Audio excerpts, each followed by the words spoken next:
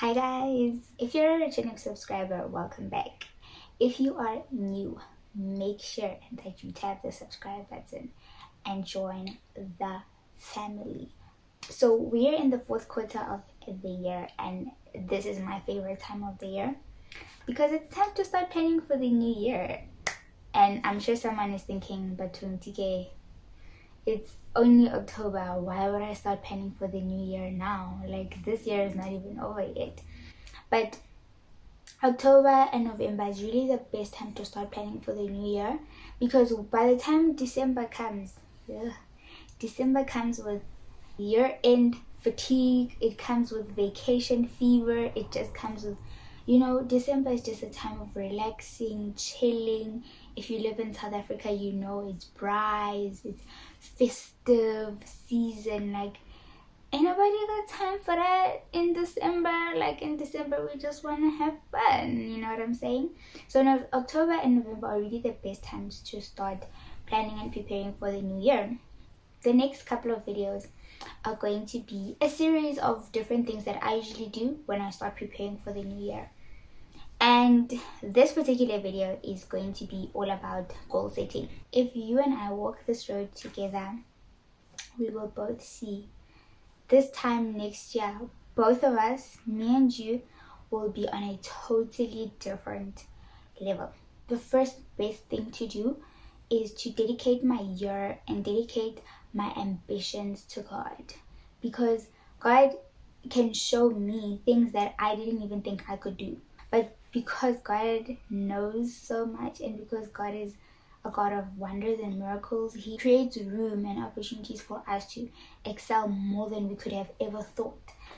Prayer just literally opens your mind, it expands your mind to see, to have a greater vision than what you thought that you could do, right? Yeah, so then the number two thing that I would do is I look at my life holistically, and I'm like, okay, these are the circumstances that I have right now, and the situations that I'm in right now, and all these different things. And then I'm like, okay, this is the person that I am right now. Where do I want to be in a year? By the end of the next year, where do I want to be? Where do I want to see myself? Not only in a year, but maybe in 2, 3, 4, 5 years. Where do I want to see myself in that period of time?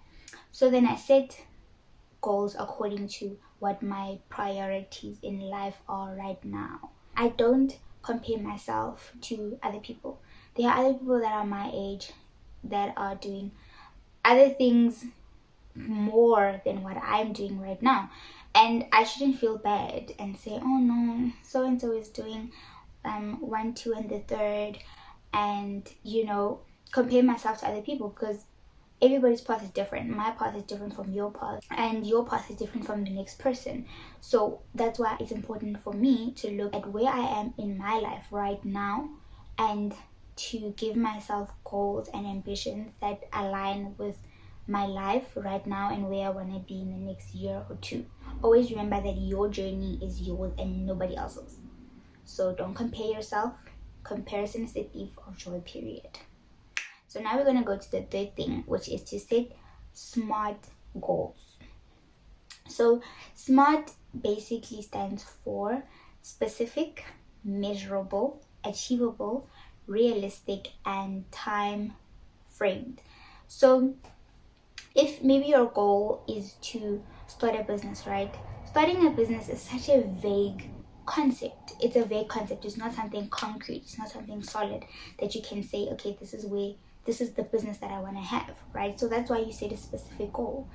So in order for you to set a specific goal, okay, you say you reverse engineer what your big dream is. Your big dream is to have a business, and then you reverse engineer it and say, okay, maybe I want to have a clothing line, or maybe you say I want to have a product based business, or you say I want to have a service based business.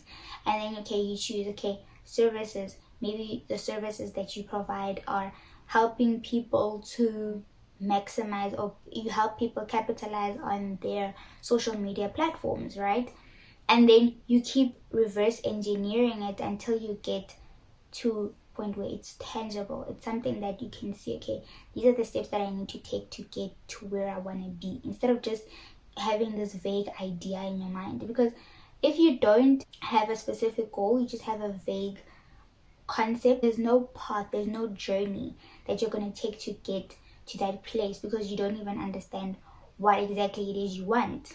And then your goal has to be measurable. Another example would be, if maybe you want to lose like 50 kgs over the next year, that is a specific goal, right? And then it's measurable, because every week or every month you can see that, okay, I've lost 3 kgs this week, or whatever the actual thing is, but it's something that you can actually see the progress. And then the A stands for achievable. So achievable, so something that you can do, right? Something that shouldn't be out of your reach, that when you think about it you become actually despondent, because you're just like, I can't do that anyways, like it's too far above my head, right? Because if something is above your head, you do what? You stretch out and reach and grab it, right? Bring it down, or you climb up to get it. But if you feel like it's too far above you, you're not gonna even bother yourself to do it. Because I know some people are like, you must set goals that scare you.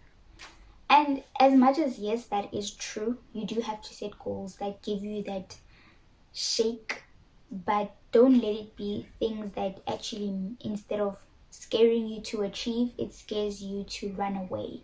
So it should be an achievable goal. You should have realistic goals. So remember, in point 2 we spoke about outlining your life's priorities and not focusing on what somebody else is doing, because their reality is not the same as yours right now. So you set goals that are realistic to you, and you set goals that you can look at them and you're like, yeah, this is doable, I can really do this, because it's realistic, it's achievable, it's measurable, and it's specific. And then the last thing you do is put a time frame on it. And I know some people are like, they're like, no, don't put a time frame, you're giving yourself unnecessary pressure. And I personally don't feel like that's true. I feel like when you don't give that goal a timestamp, you don't have the drive to complete it, because life happens. Circumstances that you didn't even dream of just pop up, and they come hard, they don't play, and then it's like, hey, what's going on here? So if you don't give yourself that time frame and say, okay, at this specific time I want to work on it for this period of time, and you just let life happen to you, then you'll find something that could have really taken you 3 months to complete, or 6 months to get through, whatever period of time, you'll find in like 5 years or 10 years you still haven't completed that simple project.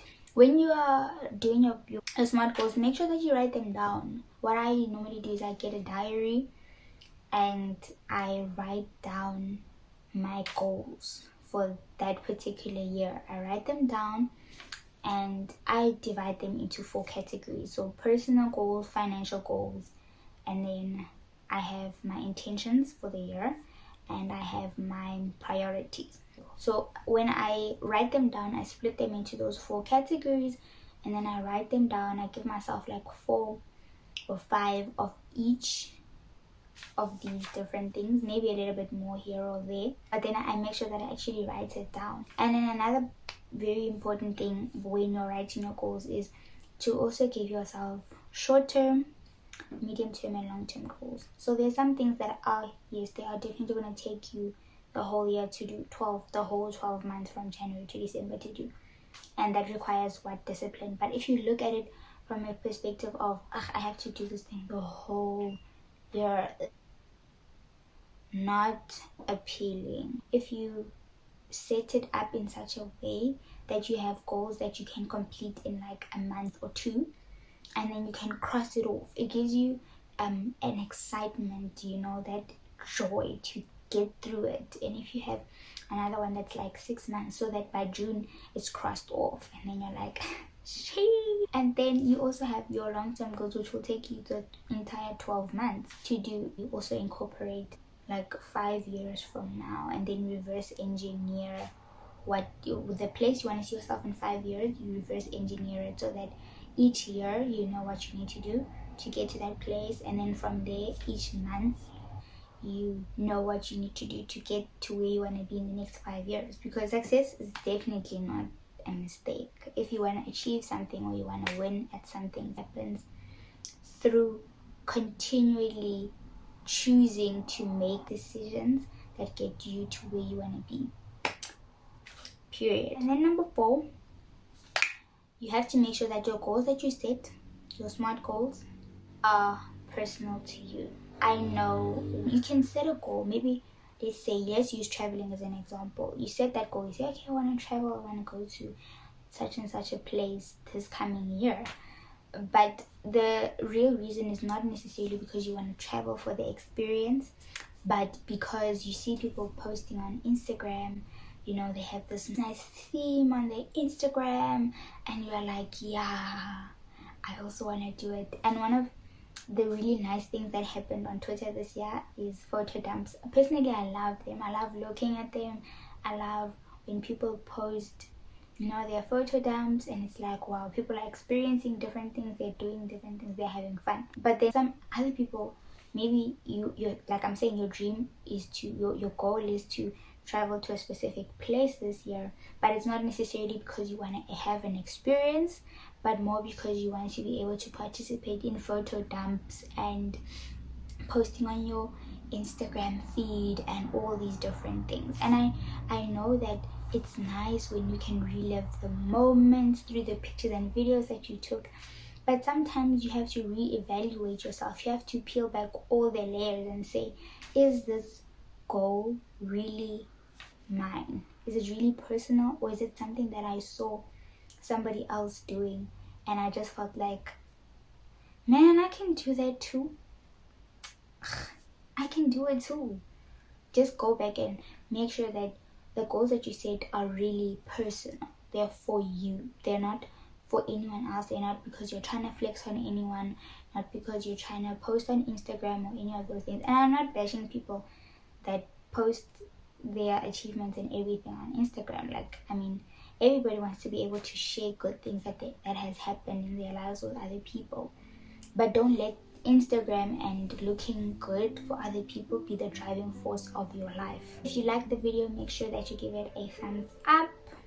And if you have not yet joined the family, make sure that you tap the subscribe button and join the fam. And I hope you have a great day. See you in the next one.